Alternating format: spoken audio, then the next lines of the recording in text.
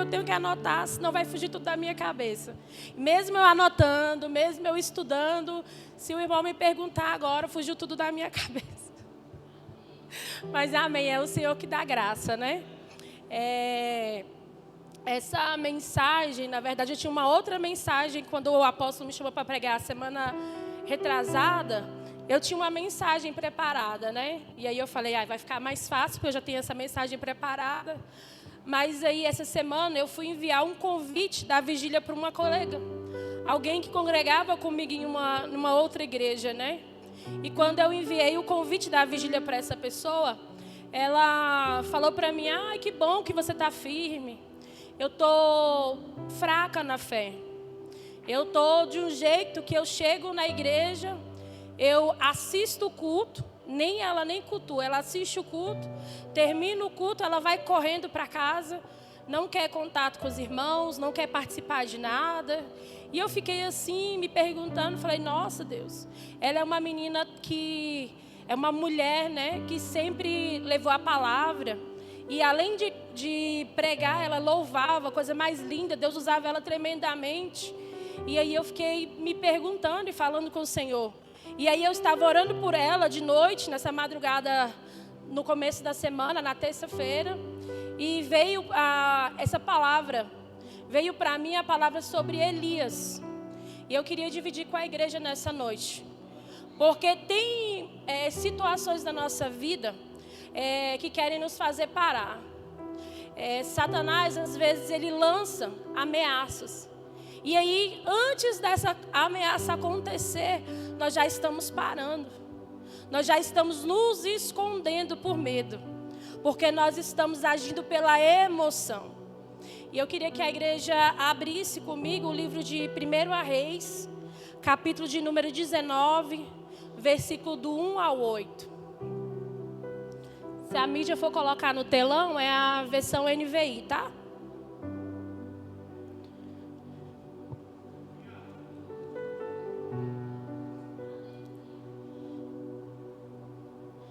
A palavra do Senhor diz assim: Ora, Acabe contou a Jezabel tudo o que Elias tinha feito e como havia matado todos aqueles profetas à espada. Por isso, Jezabel mandou um mensageiro a Elias para dizer-lhe que os deuses me castiguem com todo rigor, se amanhã, nesta hora, eu não fazer com a sua vida o que você fez com a vida deles. Elias teve medo e fugiu para salvar a vida. Em Betseba de Judá, ele deixou o seu servo e entrou no deserto. Caminhando um dia, chegou a um pé de gesta, sentou-se debaixo dele e orou, pedindo a morte. Já tive bastante, ó Senhor, tire a minha vida, não sou melhor do que meus antepassados. Depois, deitou-se debaixo da árvore e dormiu. De repente, um anjo tocou nele e disse: levanta-se e coma. Elias olhou ao redor e ali, junto à sua cabeça, havia um pão assado sobre brasas quentes e um jarro de água. Ele comeu, bebeu e deitou-se novamente. O anjo do Senhor voltou, tocou nele e disse: levanta-se e coma, pois a sua viagem será muito longa. Então ele se levantou, comeu e bebeu.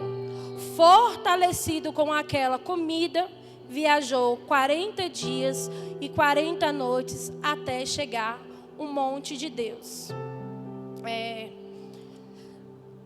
Aqui na Bíblia nós vemos que Elias, ele recebeu uma ameaça.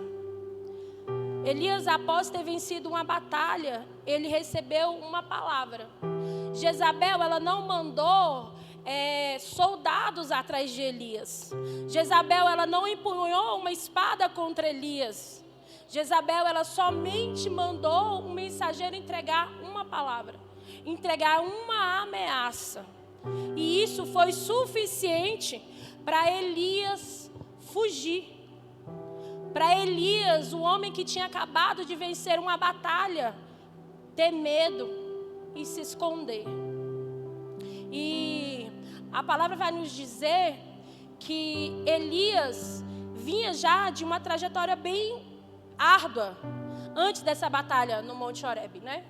E eu fui estudar sobre Elias para entender por que esse homem teve tanto medo de Jezabel. Quem era o profeta Elias?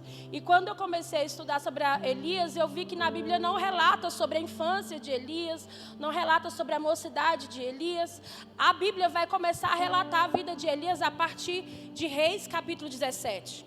Já vai relatar sobre a vida de Elias quando ele declara que não iria cair chuva sobre Israel, ao menos que ele declarasse que choveria.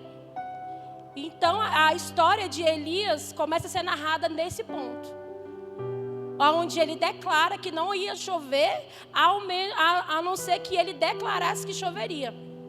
E aí, lendo mais sobre a história de Elias, a gente vai ver que o Senhor, depois que ele declara que não choveria, o Senhor manda que ele vá ficar ao lado do Rio Jordão. E aí ele vai se esconder ao lado do Rio Jordão. E lá o Senhor fala que corvos iria alimentar Elias. E Elias não questiona: Senhor, mas corvos vai me alimentar? Não, ele somente obedece e vai pousar lá na beira do rio. E lá ele é alimentado como o Senhor falou. Elias estava lá na beira do rio sendo alimentado por corvos. E de repente o Senhor manda que ele saia de lá e vá para a casa da viúva. E Elias vai para a casa da viúva, a viúva de Serepta. Elias chega lá na casa da viúva e o Senhor falou que a viúva manteria Elias. Elias chega lá na casa da viúva e ele encontra um cenário de escassez. A viúva tinha um pouquinho de farinha e um pouquinho de azeite. E Elias pede que ela alimente ele. E ela fala para Elias que ela só tinha um pouquinho, que ela ia fazer um pouquinho, já tinha preparado para ela e o filho dela morrer. E Elias ordena que ela prepare o alimento para ele e para o filho dela. E que a partir daquele momento, ela não mais faltaria nem azeite nem farinha na botija. E assim aconteceu na vida da viúva. Esse profeta que fugiu por causa de uma palavra, ele também, quando estava pousando lá na casa dessa viúva, o filho dessa viúva adoeceu. E quando o filho dessa viúva adoeceu, ele veio a falecer. E essa viúva se desesperou e culpou Elias. Falou: Elias, profeta, você veio para a minha casa, eu te recebi, eu te alimentei, você trouxe o juízo do Senhor sobre a minha casa e agora levou o meu filho. E Elias pegou a criança, pegou o menino, um moço no colo e levou para o seu quarto. E lá ele ajoelhou sobre aquele corpo já desfalecido e clamou ao Senhor. A Bíblia diz que ele clamou 3 vezes ao Senhor que o Senhor devolvesse a vida daquele rapaz. E o Senhor tornou a dar vida àquele rapaz. O Senhor ouviu o clamor de Elias. Então quer dizer que Elias era alguém que tinha intimidade. E mesmo assim, ele fugiu por causa de uma palavra. A Bíblia vai nos contar que Elias, esse que orou e o Senhor devolveu a vida a esse menino, é o mesmo que desafiou 450 soldados de Baal. Ele desafiou 450 soldados de Baal e ainda vieram mais 400 de Azera. Então, ao total, foram 850 profetas. E a Bíblia vai nos contar que enquanto eles estavam ali gritando, batendo tambor, pedindo que o seu Deus, viesse e descesse fogo do céu, Elias zombavam deles. Elias ria e dizia: clama mais. Talvez o seu Deus está dormindo, não está ouvindo. Talvez ele está conversando. E Elias zombava deles. Então Elias era alguém que tinha autoridade. Elias era alguém confiante. Mas por que Elias fugiu de uma ameaça de uma mulher? A Bíblia vai dizer que Jezabel era uma mulher astuta. Era uma mulher cheia de demônios. Era uma mulher que caçou todos os profetas de Israel e matou eles. A Bíblia vai nos contar que Elias era um homem ousado, que após ele vencer a batalha, vencer ali o duelo, para o Senhor, onde o fogo desceu do céu e consumiu aquele sacrifício, Elias empunhou a espada e matou todos os profetas de Baal. Então você imagina, não me pergunte como, eu procurei na Bíblia, procurei em alguns livros, não diz como Elias matou 450 soldados com uma única espada sozinho. Alguns dizem que ele matou os 850. Outros dizem que ele matou somente os 450 de Baal. Mas mesmo assim é algo surreal. Você imagina, depois de uma batalha, todo mundo enfurecido porque perdeu um profeta, uma espada. E ele eliminou todos os falsos profetas de Baal. Então ele era ousado, ele tinha intimidade, ele confiava e ele vivia na dependência do Senhor. Porque quando ele estava lá na beira do Jordão, ele não foi pescar, ele não foi caçar, ele esperou o Senhor providenciar o alimento para sustentar ele. A Bíblia vai nos dizer que, aí eu fiquei perguntando, Senhor, mas por que Elias, alguém com tamanha ousadia, alguém com tão intimidade? Porque a Bíblia descreve muitos profetas, mas poucos como Elias. E o caráter de Elias é descrito na Bíblia como alguém que tem um caráter reto. É um homem de uma palavra assim, sim, não, não. É um homem que os princípios eram inegociáveis. E eu fiquei pensando assim, mas por que Elias, alguém tão íntimo, alguém com tanta ousadia, alguém com tanta intimidade com o Senhor, alguém que confiava e vivia na sua dependência, fugiu por causa de uma ameaça? Alguém que matou 450, 850 soldados com uma espada. E aí quando você vai ler, quando você começa a ler, quando você começa a estudar sobre a trajetória de Elias, você entende. Elias recebeu essa ameaça no momento em que ele estava vulnerável. No momento que ele tinha acabado de passar por uma grande vitória. Mas ele vinha já de fugir, ele vinha de ser perseguido, ele vinha de ser acusado, ele vinha de tentar sobreviver. Então ele estava cansado. E aí foi quando eu lembrei da minha amiga. Porque às vezes nós estamos cansados. E o inimigo, ele trabalha nas nossas emoções. Porque o Satanás já entendeu que quando ele trabalha nas nossas emoções, ele consegue nos parar. Satanás, ele entende que quando ele trabalha, quando ele consegue atingir as nossas emoções, ele para o propósito do Senhor sobre as nossas vidas. Quantas vezes nós estamos aqui, nós participamos de uma vigília e ficamos cheios, e aí na semana seguinte, um irmão olha para a gente de uma cara torta, ou fala com a gente de uma forma ríspida, ou você passa por alguém e a pessoa não te cumprimenta, e você está num momento frágil e você leva para o coração aquilo. Não vou voltar mais lá. Também não vou falar mais com ele. Porque você está cansado. E a palavra vai nos contar que Elias encontrava-se nesse momento. Elias estava cansado. Elias estava sobrecarregado. E foi aí onde a ameaça surtiu efeito. E Elias correu e se escondeu. Quando eu estava pesquisando, estudando sobre Elias, a Bíblia fala lá em Tiago, capítulo 5, verso 17, Elias era um homem como nós. Porque quando eu estava estudando sobre a história de Elias, eu falei, nossa Senhor, esse homem era um homem sobrenatural. Era alguém assim, que inabalável. Era alguém inabalável. Por que ele iria se abalar com uma ameaça? Um homem que orou e o Senhor ressuscitou uma criança. Mas a Bíblia diz em Tiago que ele era um homem como nós. Em outras versões diz que Elias era um homem sujeito às mesmas paixões que nós.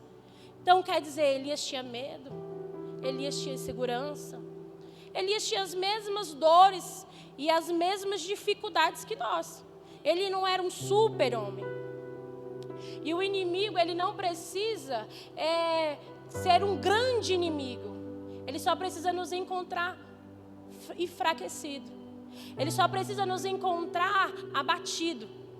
E é aí onde Ele começa a trabalhar. É aí onde Ele quer nos atingir e muitas vezes consegue, através do nosso emocional. Elias, ele estava cansado por causa desse contexto que ele vinha. Ele vinha de um contexto de perseguição, de acusação, de guerra, de batalha. E eu pensando assim, estudando a história de Elias e pensando, eu imagino a opressão maligna que estava lá naquele ambiente onde estava sendo feito o duelo do sacrifício.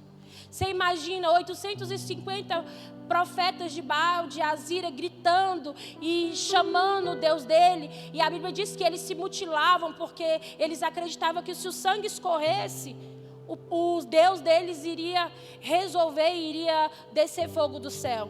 Então você imagine a opressão maligna. Nós sabemos que o mundo espiritual, ele é muito forte.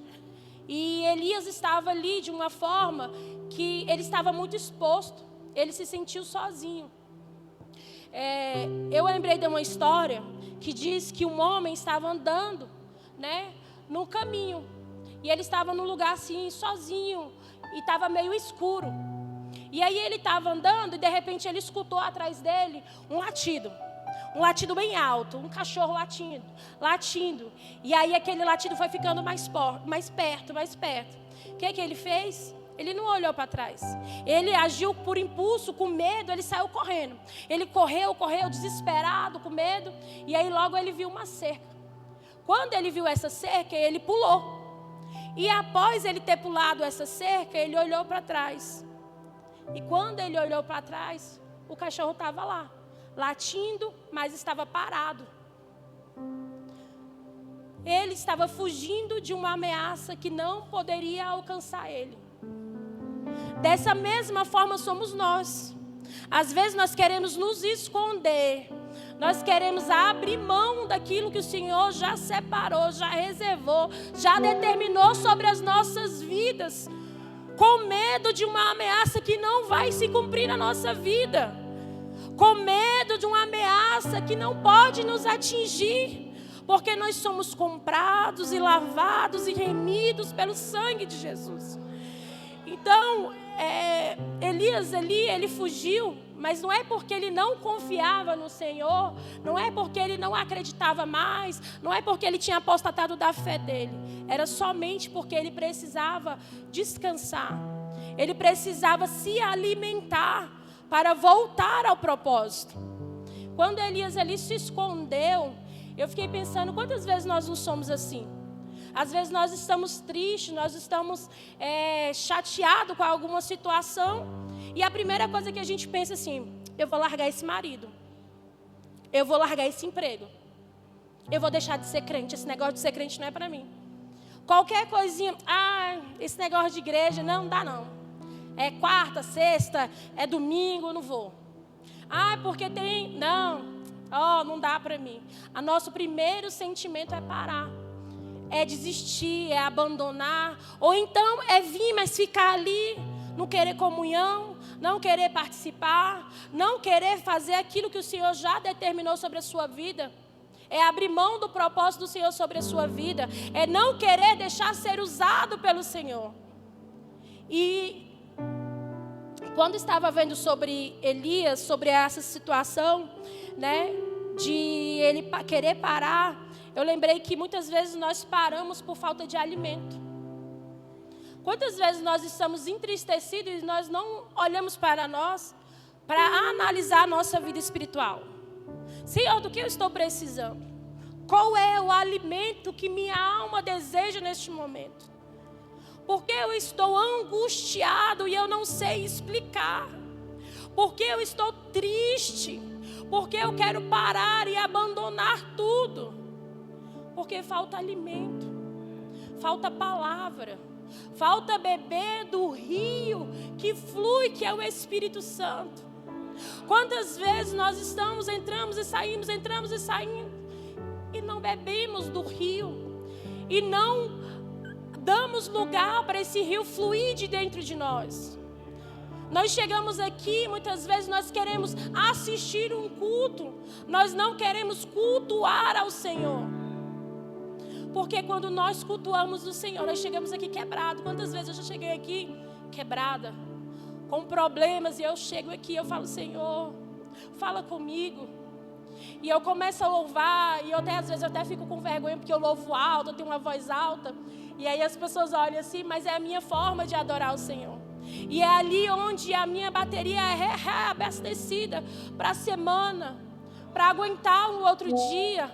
É onde eu me sinto, quando eu venho adorar o Senhor, não só em casa, porque em casa é bom adorar o Senhor de madrugada, é bom adorar, mas quando a gente está aqui nesse ambiente de comunhão, quando você está entristecido e vê um irmão e coloca a mão sobre você e ora por você, vê um irmão e te abraça, somente te cumprimenta, parece que recarrega a nossa energia, recarrega a nossa bateria, e a gente volta para casa aliviado, e a gente volta para casa com a alma descansada no Senhor.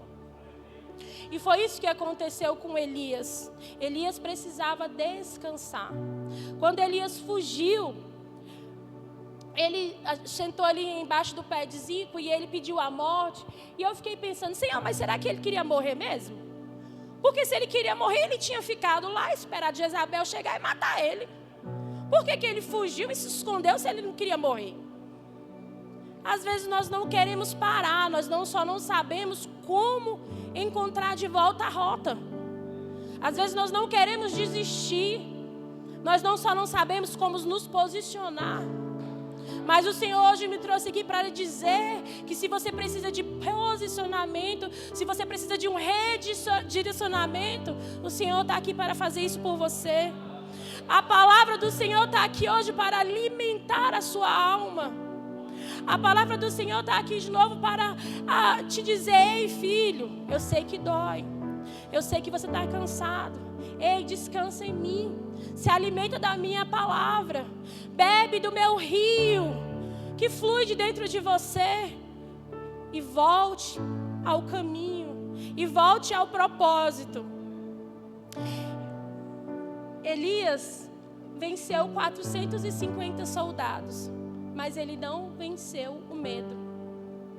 Elias conseguiu matar sozinho 450 ou 850 soldados, mas ele não conseguiu vencer uma emoção, o medo. E quantas vezes nós somos assim também? Nós agimos por impulso do medo, e aí metemos os pés pelas mãos e depois colhemos as consequências. Em vez de entregarmos ao Senhor, Senhor, direciona, Senhor, me capacita, Senhor, restitui. Senhor, me coloca de volta ao propósito. Senhor, repreende o medo. Hoje, eu pensei em mandar mensagem para o apóstolo e falar, apóstolo, me dê um piriri e eu não vou conseguir estar lá na igreja hoje. Mas eu falei, ei, crente não mente. Como é que você vai ministrar falando para o apóstolo que você está doente e você não está doente? Eu estou ansiosa, eu estou com medo, eu estou nervosa. Mas isso aqui não é sobre mim. Como o meu lindão falou, é sobre o Senhor. É sobre a palavra do Senhor. E uma coisa que nós temos que aprender, que eu tenho aprendido, é que a palavra do Senhor, ela não volta vazia. Sempre tem um coração sedento. Sempre tem alguém que vai receber aquela palavra. Aquela palavra vai falar com alguém. E eu quero dizer que quando Elias estava lá na caverna, o Senhor mandou o anjo para alimentá-lo. O Senhor mandou água para ele tomar. E mais uma vez ele dormiu e descansou. No outro dia, o anjo falou, levanta-se, come, porque a estrada é longa. Então nós precisamos nos alimentar, mas também precisamos ficar posicionados. Não adianta você se alimentar e continuar deitado. Continuar esperando que o Senhor faça por você aquilo que você tem que fazer. Se o Senhor disse, ei, levanta, estuda, que eu quero te usar na palavra. Então faça, se alimente da palavra. Se posicione. E o Senhor vai colocar no seu caminho as oportunidades. Ei, eu quero entrar no louvor. Então se posicione. Se alimente da palavra. Se alimente beba a água da fonte e se posicione, porque o Senhor vai te colocar de volta no propósito.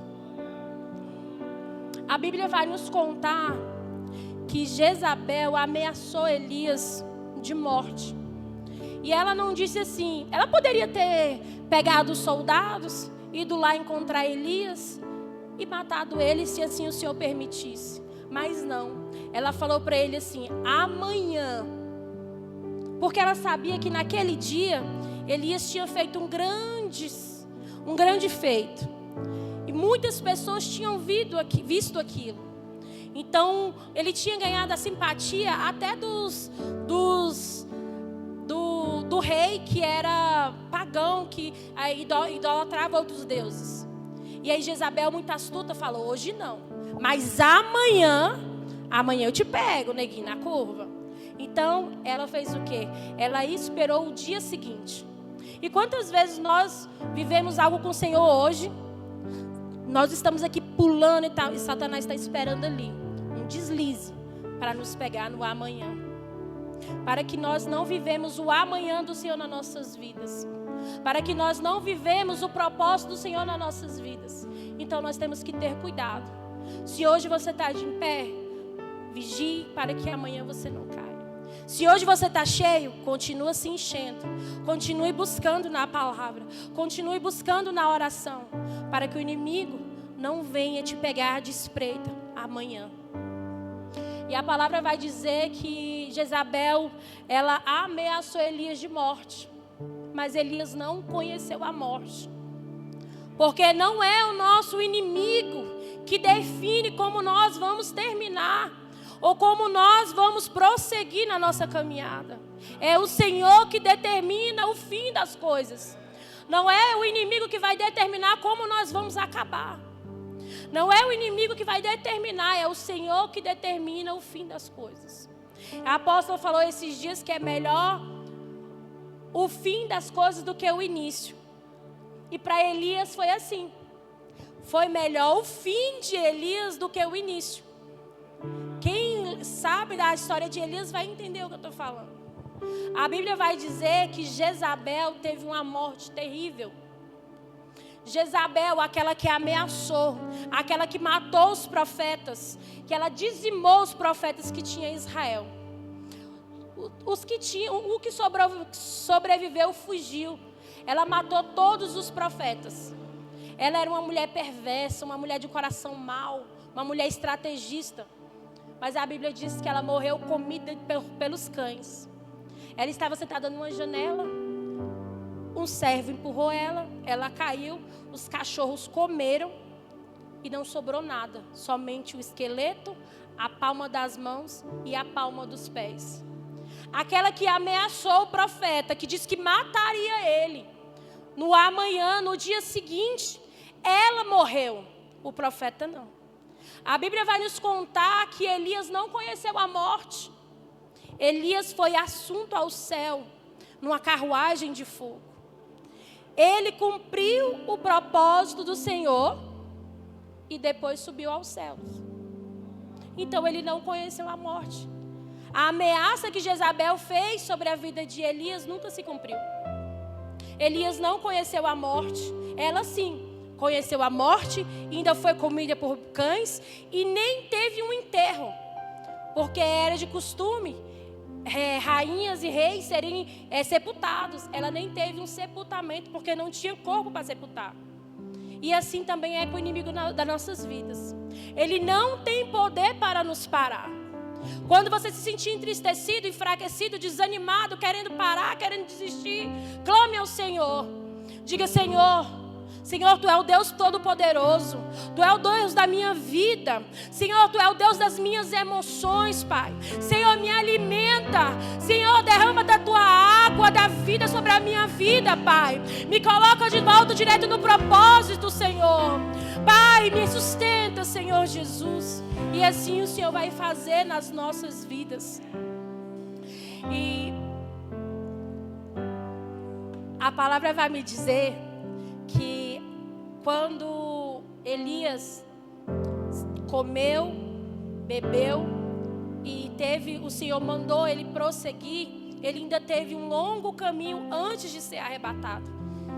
Ele ainda consagrou, ele ainda consagrou um sucessor, ele ainda consagrou um novo rei, ele teve ainda um longo caminho, um longo propósito, até que ele chegou, o Senhor levou ele.